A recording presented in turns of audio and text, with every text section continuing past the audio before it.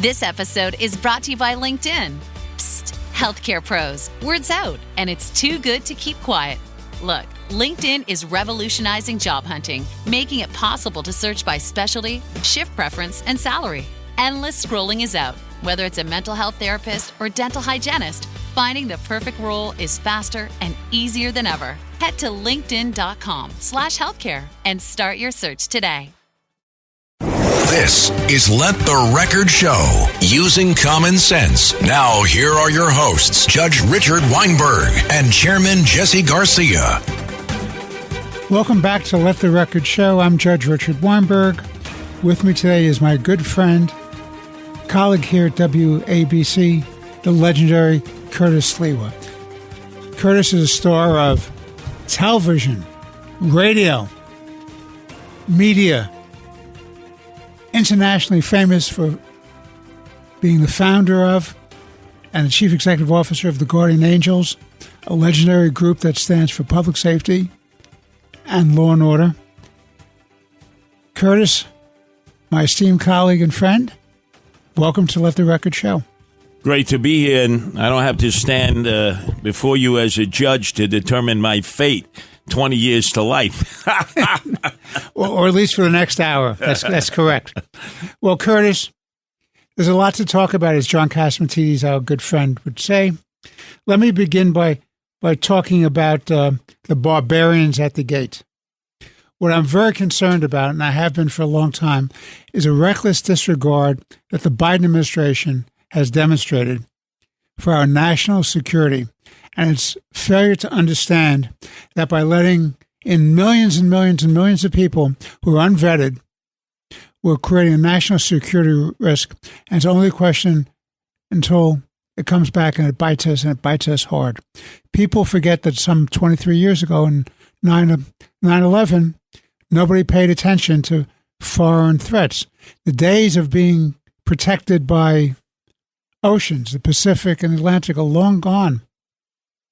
And I have to say, Curtis, why they keep letting these people in, which is a flagrant disregard of the United States Constitution to protect and defend this country, as well as the immigration laws, beyond me. What are your thoughts? Well, with all the millions that they've let in without vetting, no background checks, nothing. We know nothing about most of these folks. The one group we should be concerned with, because they've already struck other nations, are the Tajiks from Tajikistan. There's only 8 million residents in that community, in that country. It's the poorest of all the Stan nations, Kurdistan, Tajikistan, Turkmenistan, and Uzbekistan. The poorest. And it is the training grounds for ISIS-K.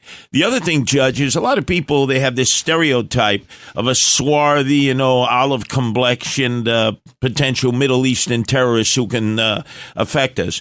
If you go into the Tajik area of Brooklyn along Coney Island Avenue, Borough Park, blonde hair, blue eyes, red hair, emerald eyes, they blend right in a lot easier than anybody from a Persian Gulf or a Middle East country would. And they have assimilated very well. But what we saw on the third anniversary when President Donald Trump ordered the killing of Suleiman outside of the Baghdad airport, you had all these Iranians gather up. And who is it that killed over 150 Iranians at that point? The Tajiks. Now, they were captured, and no doubt they were killed. The second time, our CIA warned Putin. He said, you got a problem with Tajiks. They're going to hit some location outside of Moscow. And Putin said, hey, mind your own business. We got it. And we saw the video of 4 Tajiks. That's all it took. With assault weapons. They went inside. They killed over 150. They wounded more than 250 Muscovites. And then they burnt the theater to the ground. It doesn't take that many, Judge Weinberg. And more importantly, they are disciplined. They've gone through paramilitary training. We're probably putting them up in hotels, giving them 3 squares a day, iPhones, smartphones, healthcare, and providing them a base to operate right here in the city of New York. Well, what troubles me is that there's so many threats against America today. We have problems with Russia. We have problems with China. We have problems with Iran. We've always had problems with Cuba and now Venezuela. We have problems with North Korea. We've had problems with ISIS. So it doesn't matter who gets you, because you have all these determined adversaries who want to get you. And the very fact that instead of sealing our borders and doing everything possible to protect and defend a national sovereignty and the people in this country, it's a reckless disregard. And I don't understand what the Biden people are thinking. I don't understand when the Homeland Security cabinet member gets in before Congress and the Secretary of Mayorkas says, oh, the border is secure. And I don't understand when they take the very distinguished Vice President of the United States, Kamala Harris, and make her the border czar. What did she do? How did she protect the border? Are we safer today than we were in the days of Donald Trump? What do you say? Well, not at all. Donald Trump had prevented this mass influx by convincing countries to keep them on their side of the border. Now, there were economic benefits. He allowed to be very supportive of their military, especially with Mexico. He had a great relationship with Mexico. In this case, Mexico controls the border with the United States, not the United States, vice versa, as it was with Trump. The other thing is, if the illegal aliens get through, if the potential narco-terrorists, sex traffickers, and terrorists themselves get through, the backup is ICE, part of our national security based on the attack of 9/11. ICE was started to go after people who've overstayed their visas, education or work visas, people who are here for the wrong reasons, terrorists. And with all these blue states advocating that they are sanctuary states with huge sanctuary cities, they refuse to work with ICE. I cannot for the life of me know how you can opt out of working with a federal law enforcement agency that was started after the attack of 9/11 to make sure it didn't happen again. It's almost like you're saying to the terrorists, these are the cities you go to, these are the states you go to, because they will not permit the one agency that's capable of tracking these terrorists and these dangerous illegal aliens down to actually do their job. Oh, that's exactly right. First of all, let's be very clear. I think you've hit it right on the head, Curtis. Number one, there is no such thing as a matter of constitutional law or federal law as a sanctuary city or sanctuary state. The obligation of local authorities, whether they're prosecutors, whether they're law enforcement, whether they're judges, whether they're mayors, whether they're governors, is to cooperate with the federal government in enforcing our immigration laws. And I submit to you, most respectfully, any official, whether appointed or elected, who does not cooperate with the federal authorities, as you correctly point out, ICE, and make sure that we're safe and these people are seized and deported or held for trial with no bail, if they're not cooperating, seems to me they forfeited their right to hold the office. They're violating their constitutional obligation when you take the oath of office to protect and defend the Constitution of the United States and the Constitution of your city and your state. What say you? Well, remember, when Jeff Sessions was Attorney General for Donald Trump, he was going to begin to go after states and officials in those states and cities who refuse to cooperate with ICE. Unfortunately, George Floyd took place. There was a lot of rioting in the streets, shooting and looting.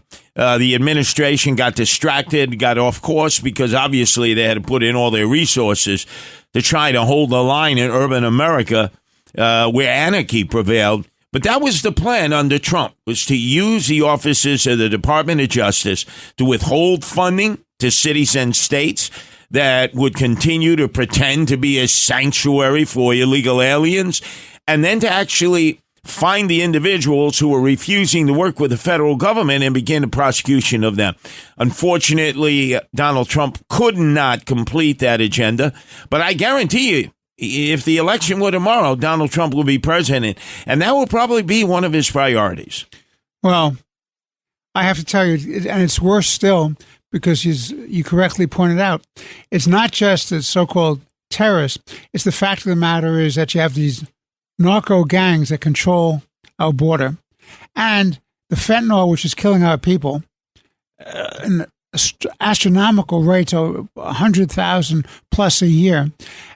The terrorists don't even have to attack us. They just let the Mexican cartels bring the stuff in.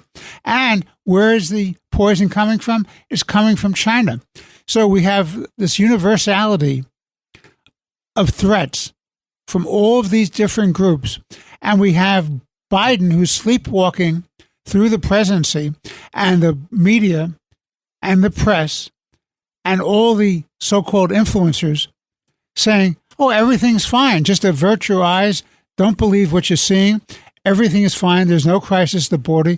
We're secure. Look at all the benefits we've gotten from the Biden administration. What benefit is it in terms of national security and protecting our interests? Or the future control of the United States through the Democratic Party.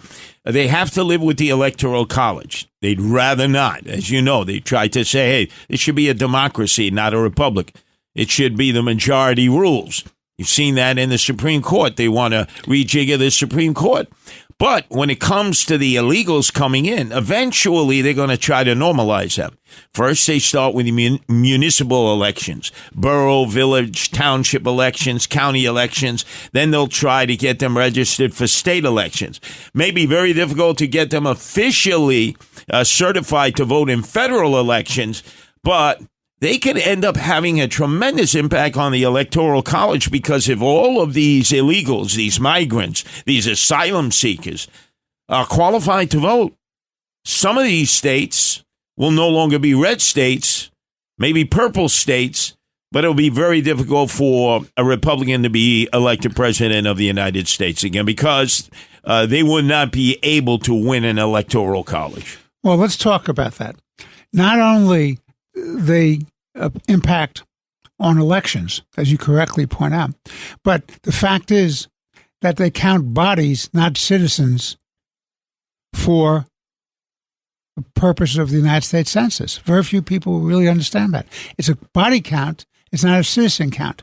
And so that can disproportionately increase the numbers in so-called blue cities and states to the impact of the red states and what the founders wanted. And so you now get more representatives in Congress of that political suasion, and it influences the Electoral College, how they vote for the presidency. What you've alluded to is absolutely correct. There is a plan from the Democratic Party to maintain dominance and control over the future elections. And the Electoral College stands in their way. What do I mean by that? The founding fathers who created the great Constitution that we live under realized that you had to protect minorities from the majority tyranny. They were very concerned about that. And the only reason you had the ratification of the Constitution was because there were protections given to those people in the smaller states. If that goes, then who's going to control the popular vote?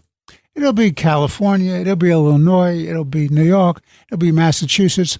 So overwhelmingly, you have a dictatorship of the majority by population, which will supersede the rights of the minority and will totally countermand the mandates of the Constitution and the Federalist Papers.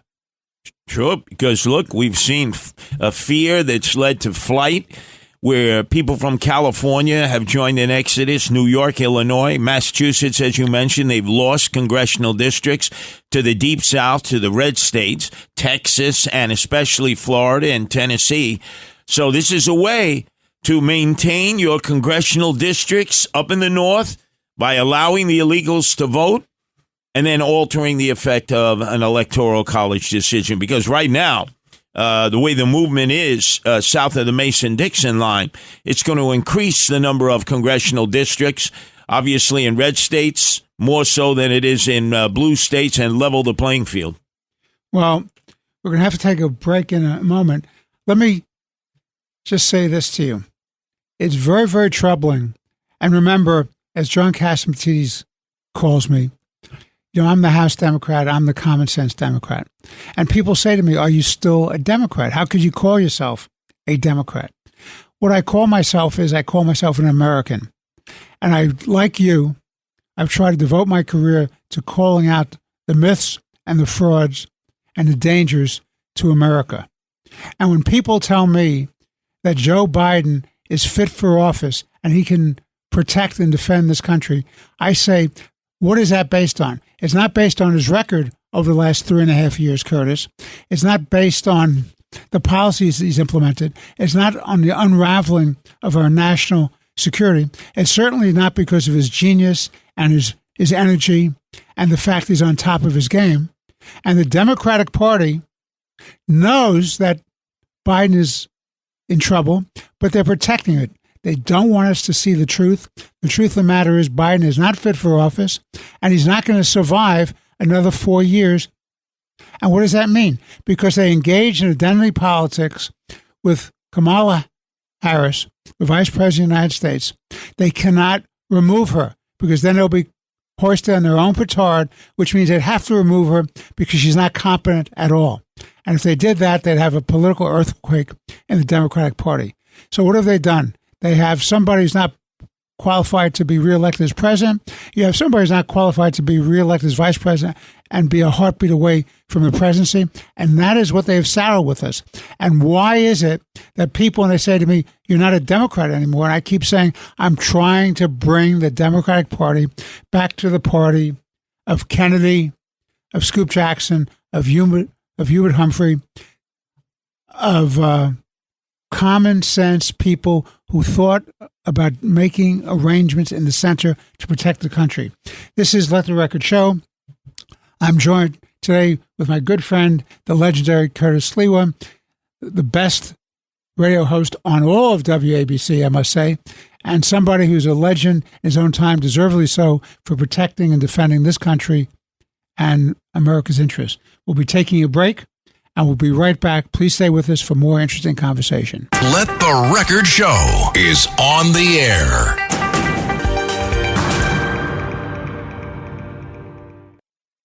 My favorite thing about Shipt since I signed up for Target Circle 360?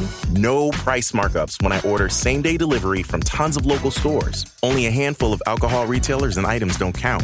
I won't lie, I've had too much fun being like, markups on groceries? Not in my fridge. Markups on pet food? Not for my DOG. Markups on tools, electronics, home goods, meds? Not in my house.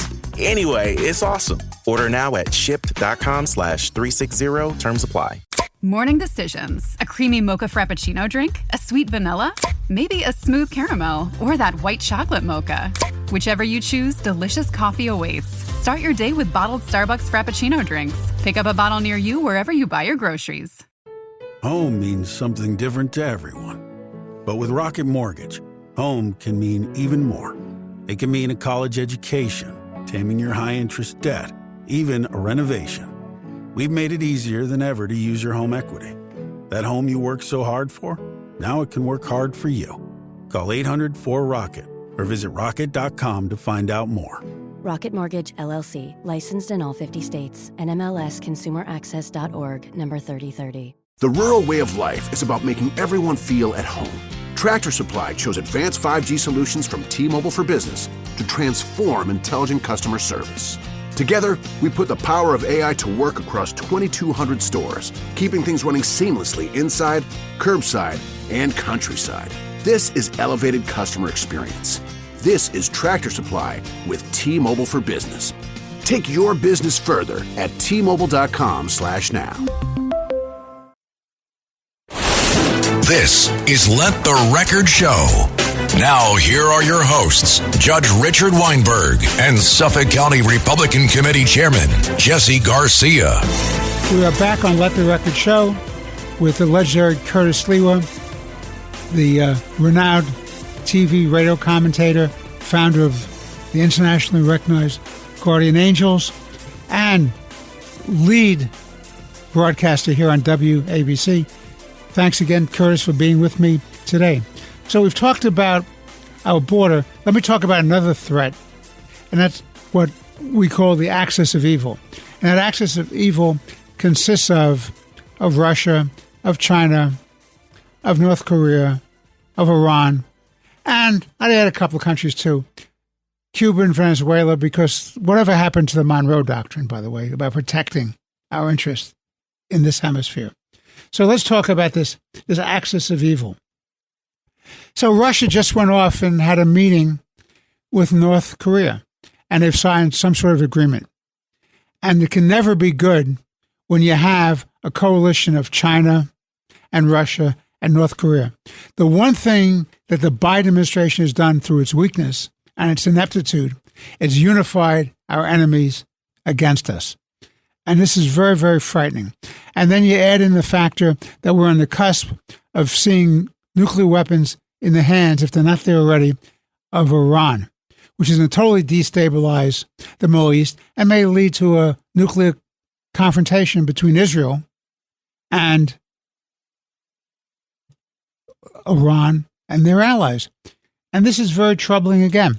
So what does Russia do to raise the stakes? Sends a flotilla off our coast in Florida, miles from Cuba, and they bring in nuclear submarines, not just ships, but nuclear submarines. What's the message of nuclear submarines? It means we don't need to launch nuclear missiles from Cuba. We can hit you with a submarine. Very dangerous indeed.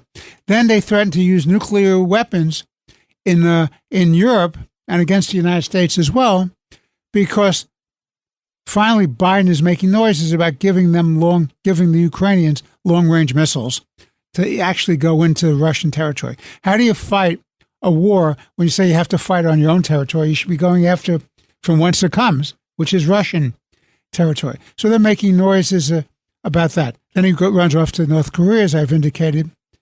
And I believe this is all being orchestrated, frankly, by the Chinese, who I think have the master hand in all of this. What do you say? Well, China needs oil. They can't produce enough of their own natural resource. So who do they go to? The Russians and the Iranians, who are more than willing to sell them oil, and Venezuela. So one hand scratches one belly, the other hand scratches the other belly. You have the Russians who now go to the North Koreans, who have become their arms manufacturer, because apparently they're not able to manufacture enough arms for their own needs. And North Korea will do it plentifully and cheaply if the price is right. So they're all helping one another. Obviously, Cuba remains now a spot in which the Russians can go in and out of, and then they go over to Venezuela, and they show that they have a presence here in the Western Hemisphere. Red China, obviously, its naval capacity is growing strong. Iran, because Joe Biden has taken the foot off of their economic neck and permitted them to sell billions of dollars worth of oil. They're all prospering. You would have thought that Russia would have been suffering economically. Remember, there were reports at the beginning of the war against Ukraine that Russia would be devastated economically, and yet we haven't seen that. Remember, Putin was supposed to be suffering from all kinds of ailments. We haven't seen that. Red China is supposed to be an economic collapse. We haven't seen that. So we're getting all this information. North Korea will never survive. They continue to survive, and they're helping one another. And in the meantime, America is not flexing its strength. Now, under President Donald Trump, he knew exactly the right approach. Give a little attention, give a little sugar to Kim Jong mentally ill over in North Korea. And oh boy, the guy was dancing up and down that somebody would pay attention to him. Cut off all the aid that Iran was getting through the sale of its oil. They were paralyzed. And Putin respected Trump, and Trump respected Putin. And obviously the same relationship took place with the Red Chinese, especially when it came to trade. You don't have that with the Biden administration. They know that we have a weak president like we had back in 1980 with Jimmy Carter. So they're taking full advantage of that now. And I expect them to ratchet it up because, again, if the election were to be held tomorrow, Trump wins, and they don't want to have to deal with Donald Trump. So they'll try to squeeze as much as they can out of a very weak Biden administration. I think you're right. As the clock ticks closer and closer to a new presidency, I think they're going to try to take advantage of it. It's in their interest to take advantage of it. If you and I were playing this international political chessboard, that's exactly what we would do. You move when the moving is good, and the moving is good when your adversary is weak. And we've shown nothing but appeasement and weakness. what amazes me is that these are supposed to be intelligent grown-ups, and they don't understand that the history of the world is strength prevails, weakness loses. Appeasement is always weak. Appeasement leads to more aggression, more adventurism. When Biden famously said a little entrance into Ukraine was not a big deal, he gave a signal to Putin, come on down, come on in. And when the first offer was to put Zelensky on a plane for safe harbor, and he says, no, get me weapons. Don't give me a plane, give me weapons. Why the people in the United States, and this is Democrats and Republicans, why all of a sudden they're on this isolationist bent? And that includes Republicans who should know better. If you bend a knee to adventurism, to this kind of aggression, ultimately you're going to have to fight a war when they're stronger, you're weaker. You're never going to appease them, especially when their job is to take the United States down. What say you? Well, remember, back in 2016, you had Bernie Sanders on the far left. You had Donald Trump on the far right, pretty much running on the same platform that we got to stop this global economy. We got to take care of America first.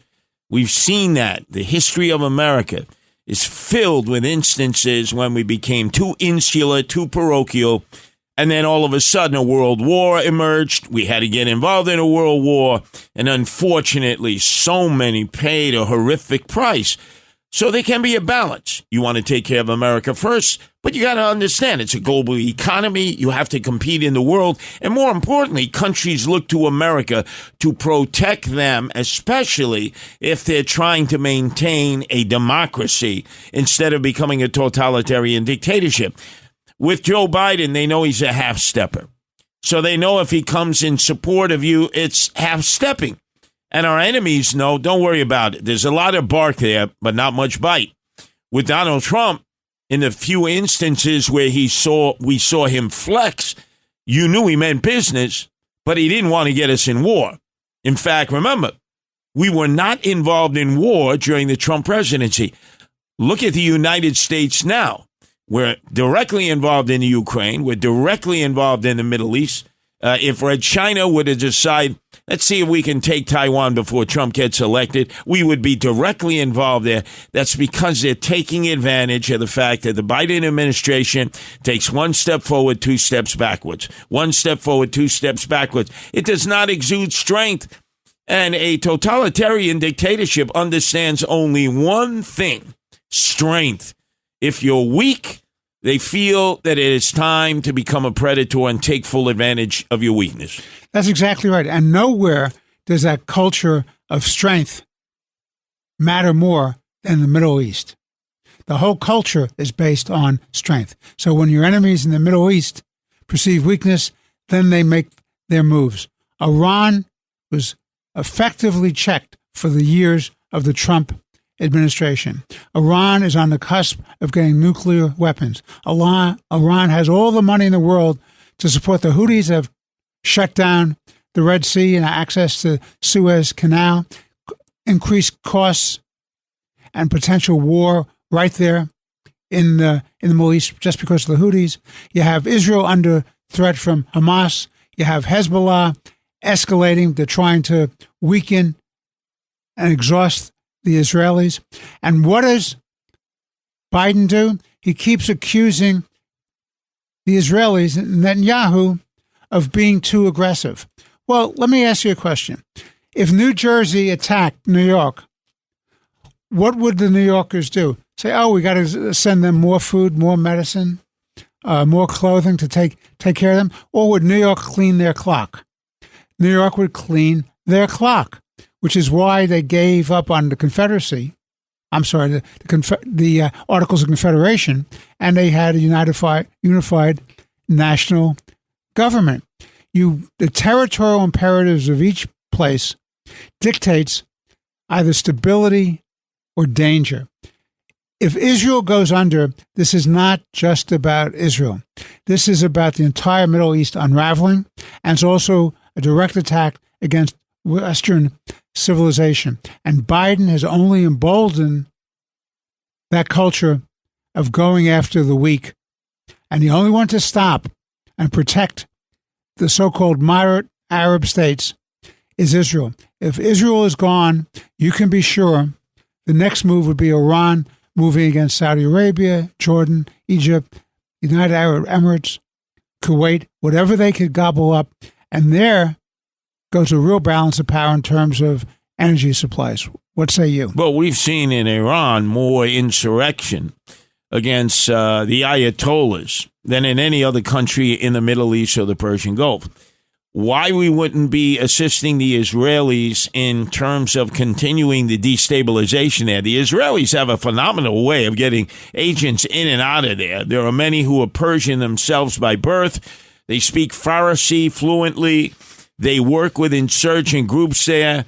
The United States should put more of an effort there.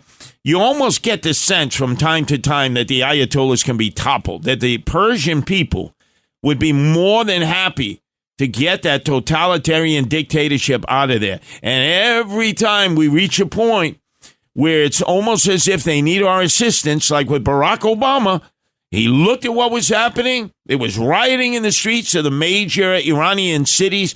They were looking for our help, and Barack Obama basically left them hanging, and many of them ended up going to the gulag, losing their lives, and many of them are political prisoners who are still incarcerated today.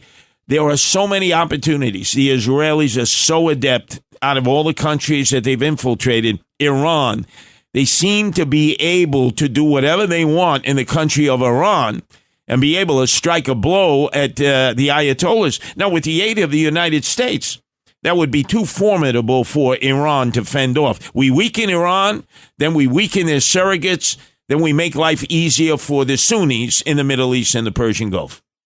Well, that leads me to this question. I hope I'm wrong, but I really think we may be hours, days, weeks, months away from Iran having nuclear weapons. And if that's correct, and that's because of Obama and Kerry, Biden and Blinken, and the so-called national security teams. And what happens when Iran has that capacity? Does Israel wait for that to happen with a regime that's absolutely dedicated to death to Israel and death to America? Or does it do a preemptive strike? And if it does a preemptive strike, can it get any support from the United States that's meaningful to try to take out that capacity?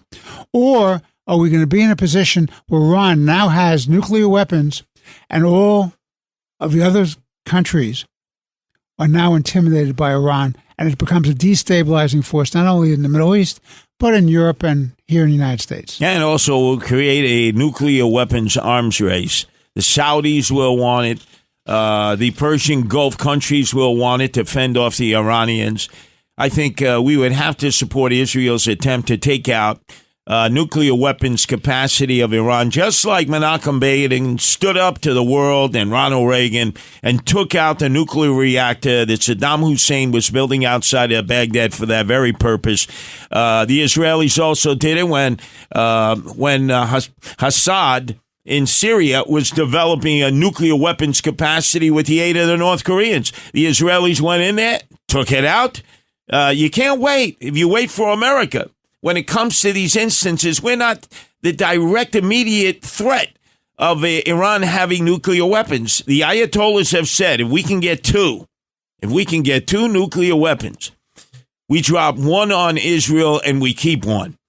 And we know Israel would retaliate right out of the Negev desert with all the nuclear capacity they have. But that would create a form of an Armageddon there in the Persian Gulf in the Middle East. Well, you know, I keep saying on this show, I've always been an optimist, and I try to live my life as an optimist. But I'm not a fool. I'm not naive. I've been in the real world for too much of my life and my career. When I see all these events unfolding, and I see no common sense approach from this administration, and I see the clock running to the November election and the January inauguration, I am deeply troubled, and I'm afraid. I'm afraid for our children and for our grandchildren. I'm afraid that we're under threat both domestically from the far left as well as from these external enemies that we've been talking about. And I just don't see the recognition on the part of this administration to do anything. And I'm particularly troubled. I don't even see the recognition from our fellow Americans to see these threats. Everything's going along. You look at the polls, and yeah, Trump is ahead a little bit in the so-called swing states. National polls show him a little bit ahead, but it's a long way between now and November. And you have the New York Times, Curtis, it's already announced that they're starting to promote the idea of having a resistance. Remember the resistance to Trump? Sure. Having a resistance again to a second Trump administration. Whatever happened to national unity, protecting the American people, and now national interests? Well, it's also a good sign that the New York Times reads the tea leaves and knows that Joe Biden cannot win re-election. So they're already heading to the barricades. So this is like Les Miserables. Head to the barricades. Trump's going to win. It's time to hunker down. So for everybody out there who wants a new president, wants a weak one swapped out for a strong one, New York Times is saying this because they know, odds on, Donald Trump will be the next president of the United States. We have to take a break. This is Let the Record Show with the legendary Curtis Sliwa, the number one broadcaster on WABC, legendary founder of the Guardian Angels, and a learned and wonderful colleague here at WABC. I'm Judge Richard Weinberg. Please stay with us on Let the Record Show for our final segment of today's show. This is Let the Record Show.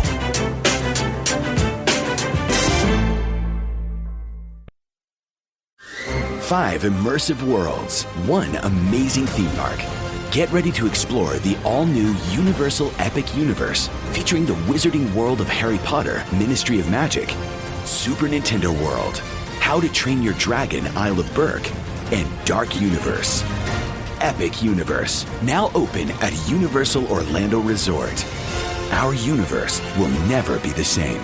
Tickets and packages on sale now at universalorlando.com.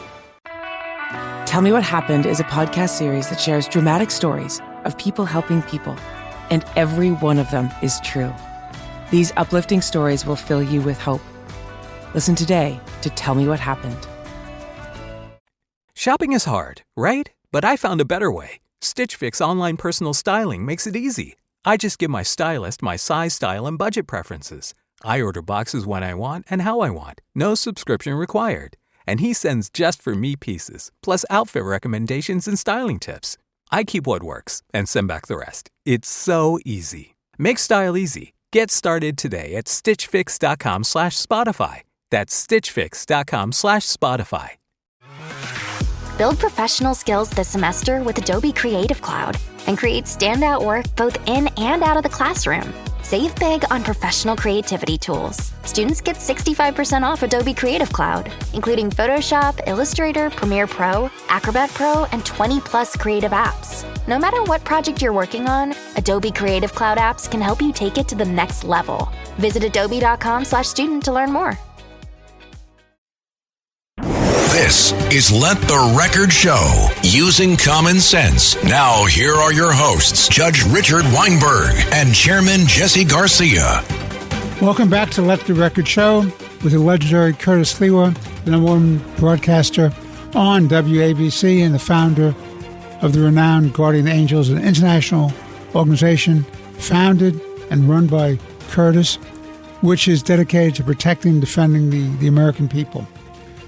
And people throughout the world, by the way. I was telling Curtis the other day that I turned on a movie, a 1995 movie, about a fictionalized attempted assassination of Governor of California. I saw all these people running around with red hats and Guardian Angels. I said, is that Curtis in that picture?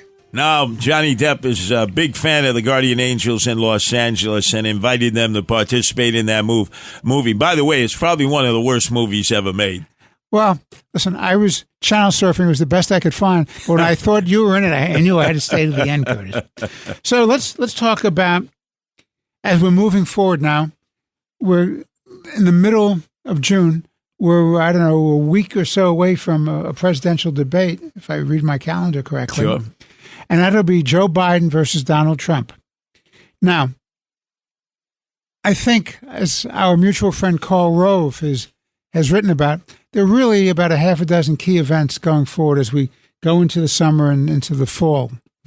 You're going to have 2 presidential debates.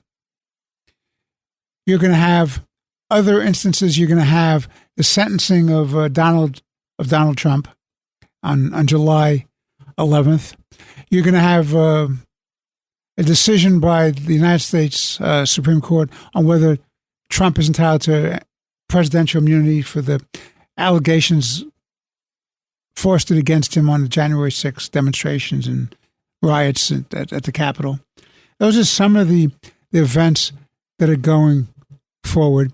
And, of course, you're going to have 2 conventions, a Democratic convention and a Republican convention. So let's take a look at the debate. What do you anticipate that's going to happen in this first debate? Well, there's no question this is going to be a sign of the continued depletion of Joe Biden.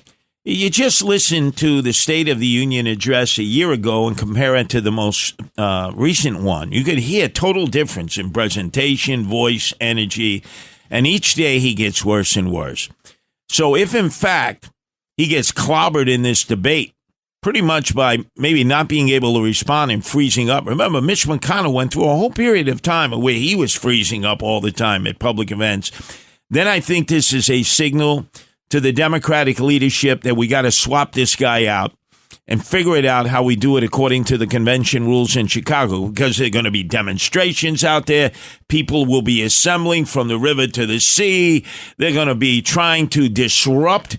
And so they gotta figure it out. If Joe Biden is the candidate and he continues to degrade, the American people are going to see this, and Americans are visual. It's always a visual thing. We go back to Richard Nixon with JFK in the debate. On the radio, if you just listen, Nixon won the debate. You watch TV, JFK won the debate. But that's exactly, people forget that, but Curtis, that's exactly correct. Yeah, but in this case, you have a Joe Biden who physically, just you can tell, is having a tough time. And I think Americans are going to see Donald Trump, even those who don't like him, and they're going to see the Energizer Bunny there. You know, the guy can get up and whip out a 2-hour speech, and they're going to see Joe Biden would have tough time getting through 10 minutes. And I think this debate is really more for the benefit of the Democratic leadership. It's sort of like a litmus test. Because if he doesn't handle this well, even though all the rules are stacked in his favor, the venue, CNN as the host, he doesn't do well.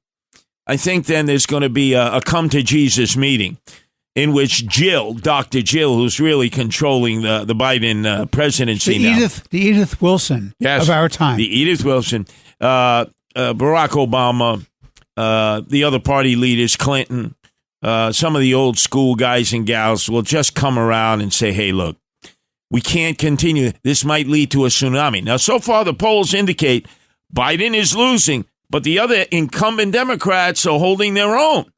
If polls indicate that it's affecting the entire Democratic slate, that they could lose the Senate, they could lose the House, because now we only have a 1-vote margin for the Republicans, then I think they take draconian measures. But if somehow Biden continues to trail Trump, but all the incumbent Democrats seem like they're holding their own, they may just shoot craps here and say, okay, we'll control maybe the House, we'll control the Senate, we'll lose the presidency, we'll box in Donald Trump. But if the performance in the debate is horrific, if he's lost, if he freezes up, then I think they almost have to swap him out as a candidate. Well, you've raised a number of interesting points.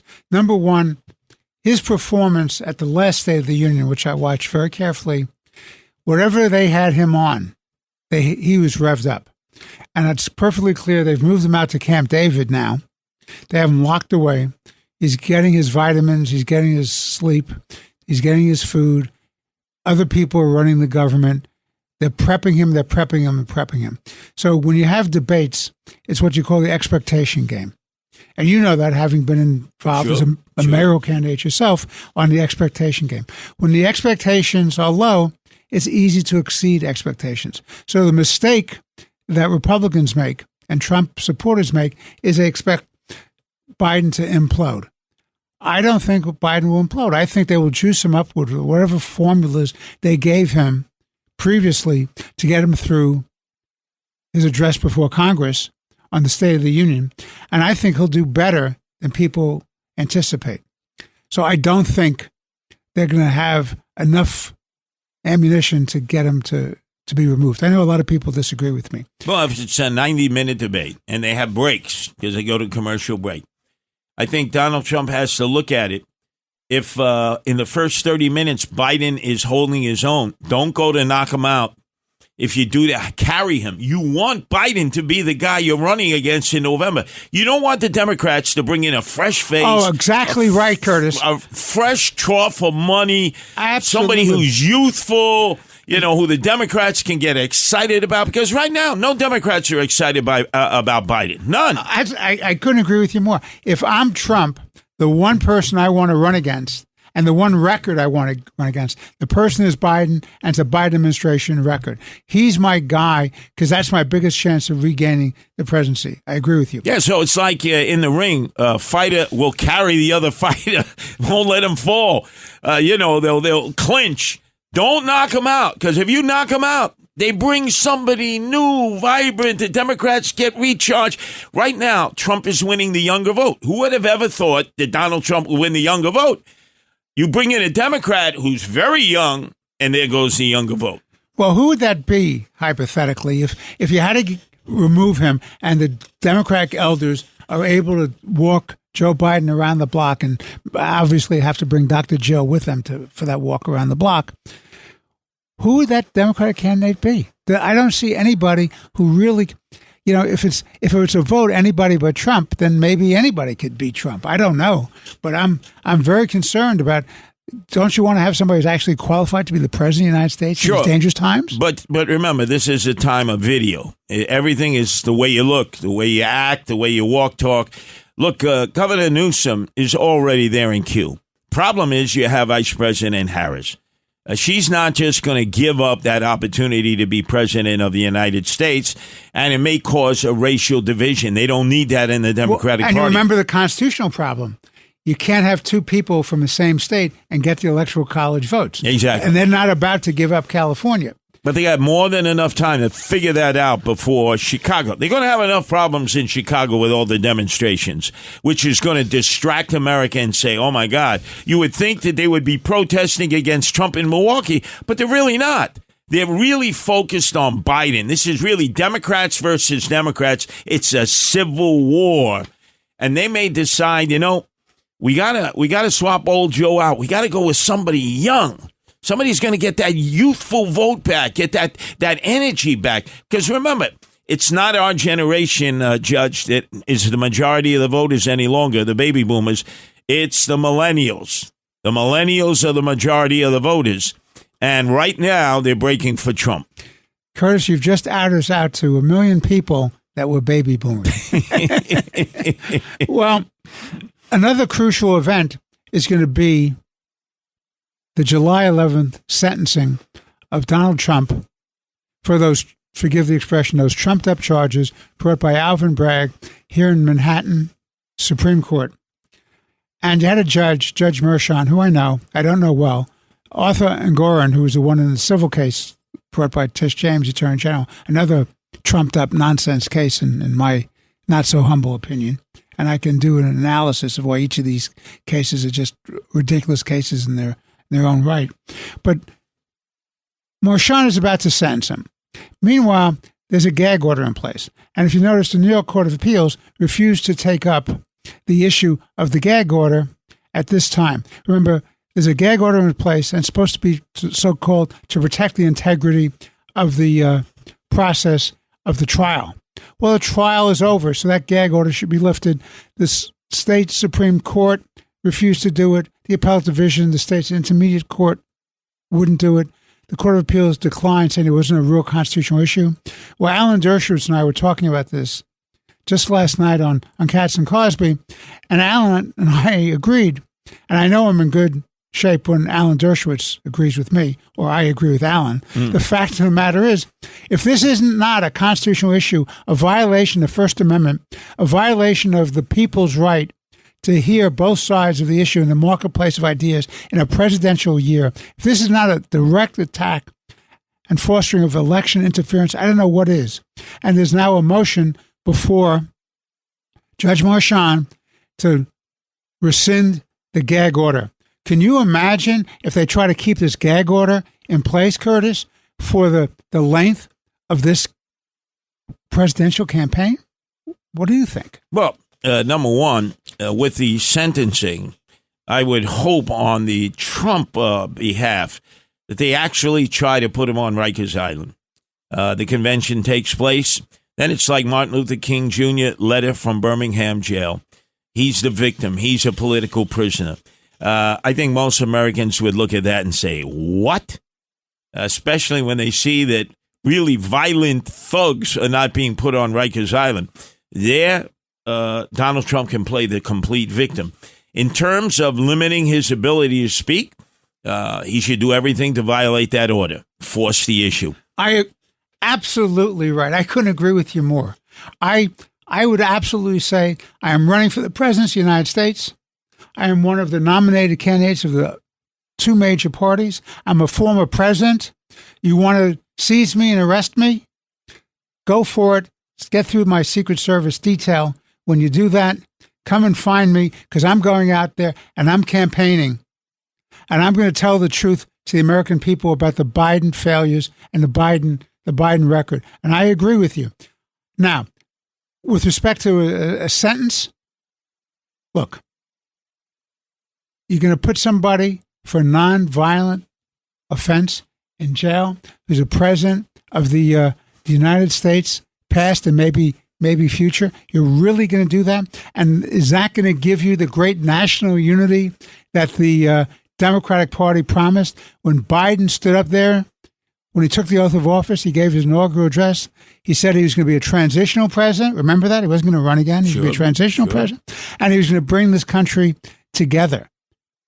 Have I ever in my lifetime seen a more divisive force than Joe Biden? And the answer is, yeah, I have. I've seen Obama, who started the game.